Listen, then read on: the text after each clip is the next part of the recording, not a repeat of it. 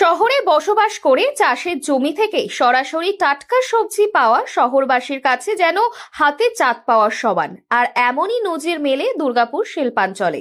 শহরের অভিজাত্যপূর্ণ এলাকা সিপকো টাউনশিপ ও বিধাননগর যাওয়ার পথে এমনই বাজারে দেখা মেলে। রাস্তার পাশে চাষের জমি থেকে টাটকা সবজি তুলে গ্রাহকদের হাতে তুলে দিচ্ছেন চাষিরা। এখানে ক্রেতাদের মূল আকর্ষণ হলো শীতের স্পেশাল তাল বেগুন। একটি তাল বেগুনের ওজন সর্বোচ্চ প্রায় 800 থেকে 900 গ্রাম। সুস্বাদু ওই তাল বেগুন কিনতে ভিড় করেন পথ চলতি মানুষ। বেগুন নিলেন, কিরকম দাম কি পড়ছে? বেগুন 120 টাকা কিলো। এটা কি শীতেই পাওয়া যায়? এই শীতেই পাওয়া যায়। কোথায় মিলছে এবং কিভাবে পাওয়া যাচ্ছে? এই পাশের বাগান থেকে তুলে এখানে এনারাই বাগান করেন, এনারাই বিক্রি করছেন। কিন্তু খেতে খুব টেস্টি। আচ্ছা, এগুলো পুরো কোন জায়গায় পাওয়া যাচ্ছে? শুধুমাত্র এখানেই পাওয়া যায়।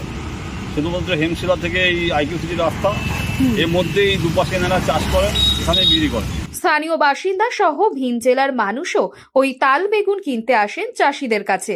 এছাড়াও শীতের মরশুমে সব রকম সবজি মেলে এখানে।